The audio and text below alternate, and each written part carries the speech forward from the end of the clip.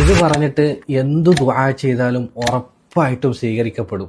ഒരു ദിക്റിനെ കുറിച്ച് റസൂലുള്ളാഹി സ്വല്ലല്ലാഹു അലൈഹി വസല്ലം പറഞ്ഞതാണിത്. എൻ്റെ ഒരു ഷെയ്ഖ് പറയുന്നുണ്ട്, അദ്ദേഹത്തിന്റെ ക്ലാസ്സിൽ ഈ അമലിനെ കുറിച്ച് കേട്ട് പ്രാവർത്തികമാക്കിയ 200ഓളം പേർ അവരുടെ ദുആക്ക് ഉത്തരം ലഭിച്ചതായിട്ട് അനുഭവം പറഞ്ഞിട്ടുണ്ട്. ഇമാം ബുഖാരി റഹിമഹുല്ലാഹ് ഉദ്ധരിക്കുന്ന ഹദീസിൽ റസൂലുള്ളാഹി സ്വല്ലല്ലാഹു അലൈഹി വസല്ലം അരുളി, മൻ തആറ മിനൽ ലൈൽ, ആരെങ്കിലും രാത്രിയിൽ നിന്ന് നെറ്റി എഴുന്നേറ്റ് പിന്നീട് ഇപ്രകാരം പറഞ്ഞാൽ, ലാ ഇലാഹ ഇല്ലല്ലാഹു വഹ്ദഹു ലാ ശരീക ലഹു ലഹുൽ മുൽക്കു വലഹുൽ ഹംദു വഹു അലാ കുല്ലി ഷൈഇൻ ഖദീർ അൽഹംദുലില്ലാഹ് വസുബ്ഹാനല്ലാഹ് വലാ ഇലാഹ ഇല്ലല്ലാഹു വല്ലാഹു അക്ബർ വലാ ഹൗല വലാ ഖുവത ഇല്ലാ ബില്ലാഹ്. അതിനുശേഷം ഒന്നുകിൽ അവൻ അല്ലാഹു മഗ്ഫിർലി, അല്ലാഹു എനിക്ക് പുറത്തു തരണേ എന്ന് പറഞ്ഞു, അതല്ലെങ്കിൽ അവൻ ദുആ ചെയ്താൽ ഉസ്തുജീബ ലഹു, അവന്റെ ദുആക്ക് എന്തായാലും ഉത്തരം നൽകപ്പെടുന്ന. ഇനി അവൻ അതിനുശേഷം വുളൂ ചെയ്ത് 2 റക്അത്ത് നമസ്കരിച്ചാൽ ആ നമസ്കാരവും ഉറപ്പായിട്ട് സ്വീകരിക്കപ്പെടുന്ന.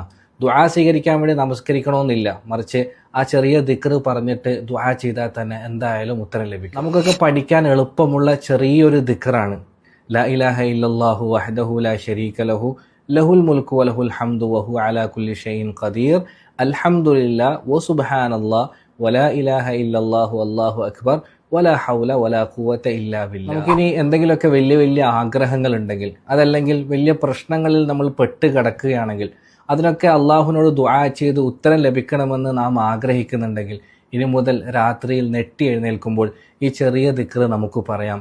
അതിനുശേഷം എന്ത് കാര്യം വേണമെങ്കിലും അള്ളാഹുവിനോട് നമുക്കും ചോദിക്കാം. ഇൻഷാ അള്ളാഹ്, അള്ളാഹു നമുക്ക് ഉത്തരം നൽകുക തന്നെ ചെയ്യും. Download ShareChat.